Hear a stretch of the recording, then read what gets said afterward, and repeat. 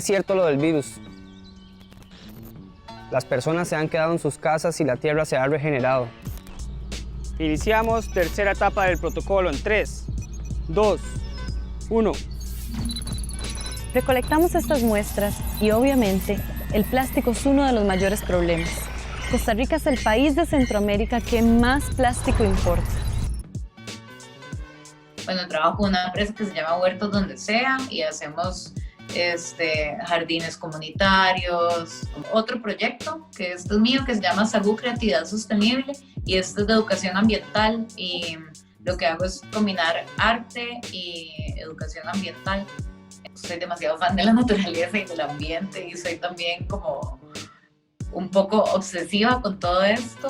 Simplemente el ambiente y nosotros somos lo mismo, o sea, la salud nuestra y la salud del ambiente está totalmente de la mano. Entonces, si no estamos cuidando nuestro entorno y nuestro ecosistema, no nos estamos cuidando nosotros.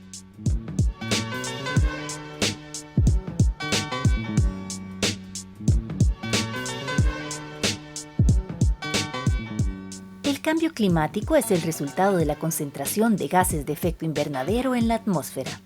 Dichos gases se producen en gran medida como consecuencia de las actividades económicas que realizamos los seres humanos. La pausa industrial planetaria que trajo la pandemia representó una disminución de 7 a 9% de estas emisiones, pero también impactó negativamente el empleo y el bienestar social. Por eso, las y los expertos insisten en la importancia de aprovechar la coyuntura para pensar un nuevo modelo de desarrollo que sea más inclusivo y a la vez menos contaminante. La carbonización es desacoplar nuestro modelo de desarrollo y nuestro bienestar social y económico de las emisiones de gases de efecto invernadero. No significa parar el desarrollo, no significa a todas luces detenernos, significa mejorar nuestro desarrollo con un modelo más inclusivo, pero que a la vez produzca menos emisiones de gases de efecto invernadero. Esa es la meta de la descarbonización, que puedas tener crecimiento y actividad económica sin que eso signifique un crecimiento energético. El efecto en la reducción de emisiones por el COVID, por la crisis sanitaria, es un efecto colateral, no es un efecto intencionado. Es más difícil el proceso de hacerlo bajo la intención que como ocurrió en esta vez. Entonces, aunque en este momento mantener el número de reducción que tuvimos este año sería muy difícil, no lo vamos a lograr en el periodo de reactivación económica. El esfuerzo consciente e intencional va creándonos una cultura que finalmente nos va a dar un cambio cuya velocidad va a ser más acelerada hacia el final. Es que para mí todo es lo mismo, ¿verdad? Es como este mismo patrón de consumo desmedido desde la industria o desde la persona y desde el individualismo. Es lo mismo que nos desconecta de los demás y es lo mismo que nos desconecta del medio ambiente. Es como un reflejo cultural de cosas descartables, relaciones descartables, todo es rápido, todo es inmediato, o sea, entonces, tanto cultural como ambientalmente me parece fatal. Por un lado, el dejar de transportarnos tanto nos ha hecho disminuir el consumo de combustibles fósiles y entonces se han visto cambios ya de por sí en el medio ambiente, ¿verdad? En la atmósfera, pero por otro lado hemos aumentado muchísimo el consumo de plásticos de un solo uso, desde comida para llevar, mascarillas, guantes, descartables en general. Entonces ha sido un poco de las dos. La pandemia lo que vino fue a agravar una serie de tendencias y una serie de problemáticas sistemáticas que ya traían y que ya se venían. Ha sido un catalizador muy fuerte y ha sido un catalizador muy duro, pero como tal no ha producido nuevos problemas. Lo que ha hecho es exacerbar y catalizar problemáticas que ya traíamos. Estudios preliminares sí hablan de que el COVID ha resultado en un incremento de ciertos residuos específicos, residuos muy relacionados con los nuevos estándares de salud pública que nos están exigiendo, residuos relacionados con las mascarillas desechables, con el mal manejo. Otra cosa que se ha impactado mucho es que los programas de recolección de residuos para reciclaje también se han visto impactados, y con esto entonces los números que habíamos logrado de separación y de que la gente fuera y entregando sus residuos para un reciclaje, también han disminuido muchísimo. Sí ha habido una disminución de las emisiones proyectadas. Esto no quiere decir que estamos por un mejor camino del que estábamos el año anterior. Y una disminución de un 7% de un año específico realmente no impacta en términos globales, que es lo que hemos visto cuando otras crisis a nivel de la historia han sucedido. Que de aquí a 2 años, 3 años, cuando se recupere económicamente el mundo, que la pandemia va a pasar, hay un efecto rebote, y este efecto rebote, lejos de lograr disminuciones sostenidas, lo que va a implicar es que más bien seguimos en esa tendencia al alza.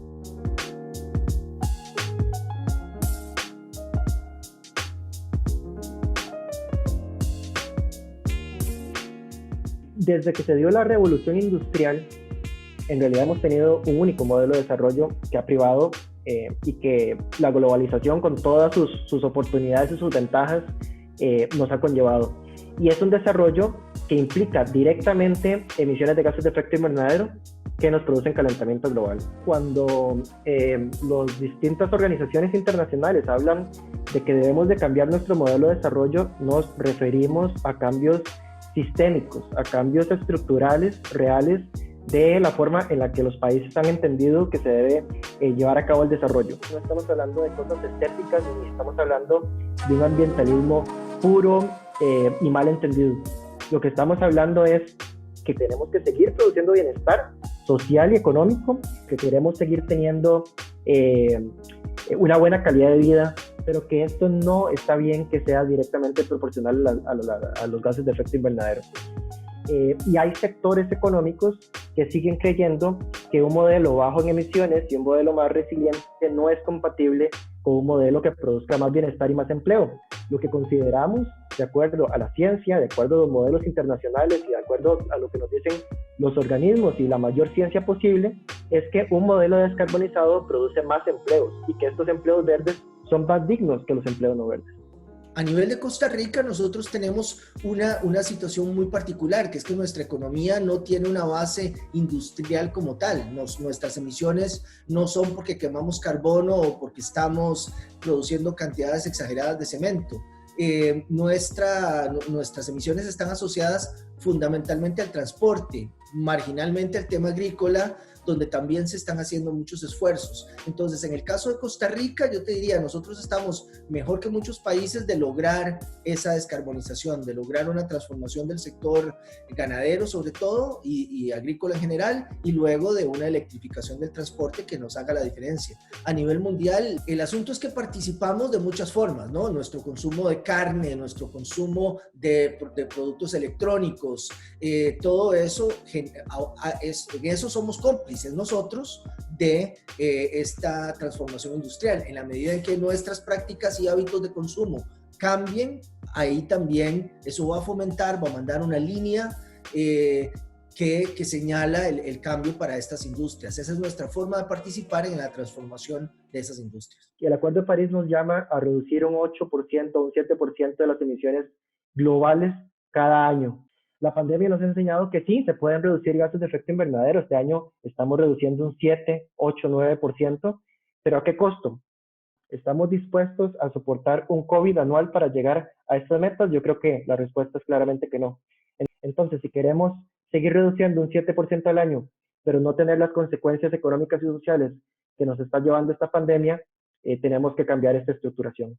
Hay que ir como un paso atrás. Antes todo era en vidrio, en cosas reutilizables. Creímos que el urbanismo y la sociedad era todo, y los seres humanos nos sentimos los dueños del planeta y de la verdad absoluta, y empezamos a hacer las cosas sin considerar el resto de biodiversidad. Entonces hay que darle espacio a esa biodiversidad. Tenemos que cambiar toda la industria y la manera en la que usamos los recursos. Es que explotamos los recursos, nos hemos pegado a los recursos naturales como si fuera algo inagotable y que no importa lo que pasa después. O sea, es que tenemos que entender la naturaleza y funcionar como funciona ella, ¿verdad? Costa Rica ha apoyado y estado a la cabeza de varios acuerdos internacionales en materia de cambio climático. El más relevante es el Acuerdo de París, que se firmó en 2015 y fue ratificado en la Asamblea Legislativa, lo que le da carácter vinculante. En el marco de este acuerdo, Costa Rica debe contribuir a reducir las emisiones y aumentar la resiliencia al calentamiento global a través de la implementación de planes nacionales de descarbonización y la mejora continua de estos. Cosas buenas, la matriz eléctrica y la cobertura forestal. Cosas donde tenemos que trabajar, el tema de transporte. Hemos hecho cosas muy bien en términos forestales, en términos de nuestra matriz eléctrica, somos modelo internacional. Realmente los cambios que venimos previendo y en los que venimos trabajando no se han dado. En el caso concreto de Costa Rica, cambios en nuestro modelo de transporte, el tema de los residuos sólidos y las aguas residuales. Esos son temas que este año no hemos mejorado y lejos de eso, pues hemos dejado en el camino algunas cosas. Creo que el gobierno tiene muchas cosas que resolver y normalmente, de ahora COVID, etcétera, o sea, normalmente siento que muchas cosas están mucho más enfocadas a el dinero, a generar trabajo, etcétera. Igual también sé que hay muchos planes que vienen de trabajo entre el gobierno y también empresas privadas y organismos internacionales, o sea, hay mucho movimiento civil y mucho movimiento también, mucha propuesta del gobierno y de ley, pero hay como muchísimas trabas y muchísimas burocracias y muchísimas cosas que imposibilitan como la agilidad de agarrar y ejecutar, ¿verdad? Y eso es lo que necesitamos al final, movimiento. Entonces yo siento que es importante entrelazar el trabajo privado con el trabajo de instituciones, con el trabajo del gobierno, o sea, es algo conjunto. Hace falta muchísima educación y hace falta como muchísima sensibilización en un montón de aspectos. En realidad, cosas por mejorar tenemos demasiadas. Previo a la pandemia y sobre todo post pandemia, la movilidad de este país tiene que cambiar en nuestro sistema de transporte. Tenemos que dejar de pensar que el único medio de transporte privilegiado es el automóvil particular. No es un tema solo ambiental, es un tema de calidad de vida. Yo creo que a nadie de nosotros nos gusta estar en una presa 2 horas al día para trasladarnos 30 kilómetros. Es un tema, por supuesto, de eficiencia de recursos, es un tema económico y al final de cuentas, claro, es un tema ambiental porque es nuestra principal fuente de emisiones. La transformación de la movilidad parte del plan de descarbonización. El plan de descarbonización incluye tanto la electrificación del transporte privado, la disposición de un mercado de carros eléctricos, como la promoción del transporte público. Ese es el aspecto más importante. Entonces, en el transporte público tenemos el proyecto del tren, tenemos los proyectos de sectorización del transporte en el área metropolitana y también la electrificación de los buses. Lo que pasa es que digamos, no estamos partiendo nunca de cero, estamos partiendo de una condición que, digamos, es menor a cero, en el sentido de que tenemos hábitos muy negativos, tenemos una cultura centrada en los carros de combustión y en el transporte particular o privado. El Homo Consumus se ve obligado a desplazarse a su quehacer diario. Podría hacerlo en autobús, ahorrando combustible, humos y ruidos, pero un egoísta concepto de la independencia les lleva a utilizar transportes individuales que multiplican la contaminación. Entonces estamos rompiendo con patrones que son patrones muy, muy duros. ¿Cómo vamos a lograr eso? Bueno, lo vamos a volver a lograr en la medida en que la opción del transporte público esté disponible y sea atractiva. Por eso es que el proyecto del tren es tan importante. Tenemos este problema de que el transporte público es terrible, ¿verdad? Entonces eso que ha hecho, ha colapsado nuestras calles porque es mucho más simple moverse en carro, o sea, nuestra ciudad no es amigable para el peatón, para nada, ni para la persona que se mueve en bicicleta tampoco. Necesitamos infraestructura vial para bicicletas que no sea un transporte carrocentrista, ¿verdad? Yo entiendo que también es como una cosa de estatus y se ha vuelto como algo cultural en Costa Rica, pero si tuviéramos un transporte público que sea eficiente, seguro, adecuado y con buena información, o sea, estoy segurísima que muchísimas personas que nos movemos en carro preferiríamos movernos en transporte público. En segundo lugar, tenemos que mejorar sin duda alguna el sistema de tratamiento de aguas residuales en el país. Costa Rica es un país reconocido por su agenda verde, sin embargo, su agenda marrón o café, es decir, su sistema de tratamiento de aguas residuales, su sistema de gestión de residuos sólidos, no es para nada algo de lo que nos sentíamos orgullosos. Tenemos que mejorar mucho en ese sentido. Hay como un montón de prácticas de cuidado del agua que están muy deficientes. O sea, hay industrias que consumen muchísima agua, o por ejemplo hoteles o desarrollos turísticos así, que de repente entonces tienen los campos de golf en medio de Guanacaste y la comunidad ya no tiene agua para la gente porque todas se le están llevando el desarrollo turístico súper inconsciente. Muchas casas, muchas industrias y muchas comunidades en general no hacen un adecuado tratamiento de aguas antes de que vayan, porque todas terminan yendo al río, ¿verdad? De vuelta, y van a aguas jabonosas súper sucias. Y por ejemplo en el María Aguilar, que es un caso que estaba estudiando hace poco, está, la contaminación por materia fecal está súper elevada, o sea, súper afuera de los parámetros que deberían ser. La gestión del agua debe hacerse en relación con sus cuencas hidrográficas y debe hacerse de cara y de frente a las comunidades que son quienes usan el agua. Tenemos una administración que tampoco se da bajo esa categoría. Entonces, ¿cuál es el efecto de esto? El efecto es que muchas veces se promueven o se autorizan usos que no están considerando el impacto acumulado que tienen sobre la unidad de cuenca.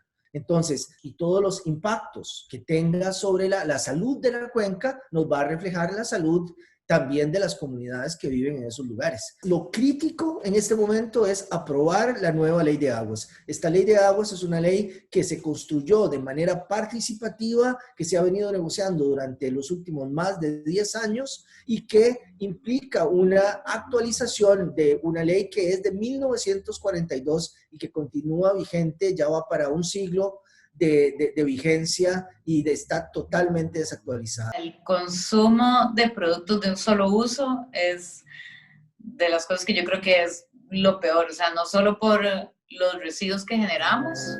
Caramba, te encantan los alimentos envasados, ¿eh? Claro, son muy cómodos y rápidos de preparar, pero ¿has pensado en la basura que generan?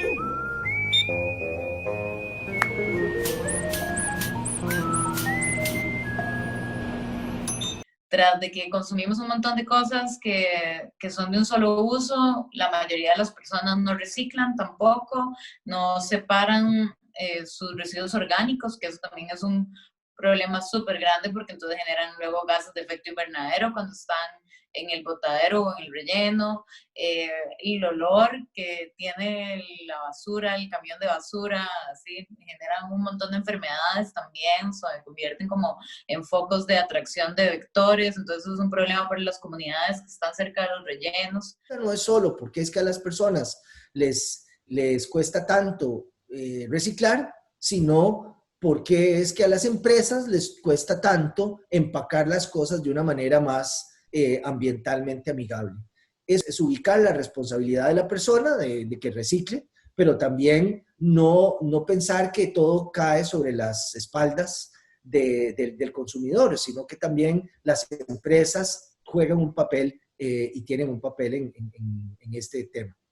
Y por último, y no menos importante, yo pienso que Costa Rica debe estar trabajando en sus ciudades, que hacer las ciudades más sostenibles. No es coherente para un país verde y un país que se ha vendido con esta agenda ambiental muy fuerte, estar en ciudades que son tan poco sostenibles y tan sucias como lo son nuestras ciudades actualmente. Los proyectos que se desarrollan hasta ahora, que son proyectos pilotos, se han enfocado particularmente en el rescate de las cuencas hidrográficas urbanas. Ese es un aspecto muy importante. El otro aspecto en el que el Ministerio directamente está teniendo una línea de trabajo es en la creación de los parques naturales urbanos. Y estos parques, ya tenemos varios lugares que van a ser los primeros designados, áreas en el Cantón de Desamparados, en el Cantón de Montes de Oca también.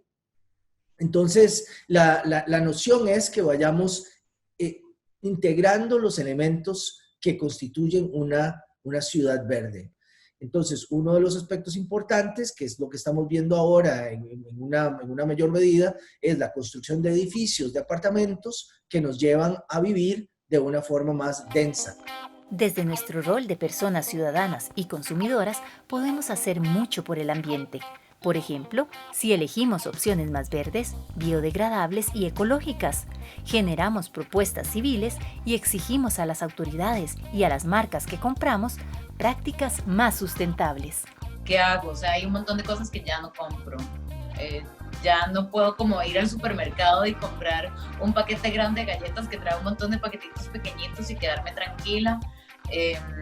De todos mis residuos los separo, hago compost con el orgánico, reciclo todo lo reciclable y si puedo consumir local, consumo local y siempre que la economía lo permite, prefiero cosas más locales, cosas producidas o diseñadas por pequeños productores en vez de aportarle a grandes compañías transnacionales.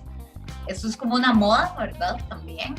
O sea que bienvenidas las modas positivas, pero sí, o sea, si vos vas y compras como en un bulk store, sin paquetes, y si compras como todas estas cosas compostables, sí, por supuesto que es mucho más caro, pero también puedes ir al mercado central y comprar arroz y frijoles sin usar paquetes. También puedes ir a la feria del agricultor y comprar vegetales y frutas sin envoltorio. Me baño con agua fría casi siempre, por lo tanto tomo duchas súper cortas, así lo hago súper rápido, siempre cierro el tubo, estoy pendiente como de que no hayan tubos goteando, cuido mucho el agua en general, procuro usar el carro lo menos posible. Todos tenemos responsabilidad en esto, o sea, al final la sociedad la estamos construyendo en conjunto y todos estamos trabajando en esto y creo que hay que buscar como maneras de articular y facilitar también todas estas iniciativas sociales y todas estas iniciativas civiles que nacen, cómo el gobierno puede apoyarlas y facilitarlas. El concepto guía en este tema a nivel mundial es lo que se llama una única salud, One Health. Entonces, ¿qué es lo que hay que hacer? Tanto en las estrategias de salud como en las estrategias climáticas, lo que hay es que considerarlas de una manera más integral y tener presente lo que se llama sinergias colaterales o digamos todos los procesos sinérgicos donde una acción tiene varios efectos diferentes. Entonces, te pongo el ejemplo. El transporte en bicicleta significa un beneficio para la aglomeración de carros, pero también significa un beneficio para la salud y para los hábitos y el bienestar de las personas que andan en bicicleta. Los problemas no son secuenciales, es decir, se nos vino el COVID, pero no hay que olvidar que sigue el cambio climático. Y está el cambio climático, pero no hay que olvidar que está la desigualdad social. Y está la desigualdad social, pero no hay que olvidar que hay otras problemáticas. Entonces, si los problemas no son secuenciales y nos están bombardeando por todo lado y es un huracán de problemáticas y de crisis, las soluciones tampoco pueden ser secuenciales. Y esto es un mensaje muy fuerte, porque yo siento que hay sectores que están pensando que hay que solucionar la crisis sanitaria ya para estar pensando en la crisis económica, para después pensar en la crisis de cambio climático y después pensar en la crisis de desarrollo sostenible. Y esta no es la forma de pensar. Lo que es importante es entonces la convergencia de soluciones. ¿Qué significa esto? Que con una sola solución podemos estar disparándole a varias crisis al mismo tiempo.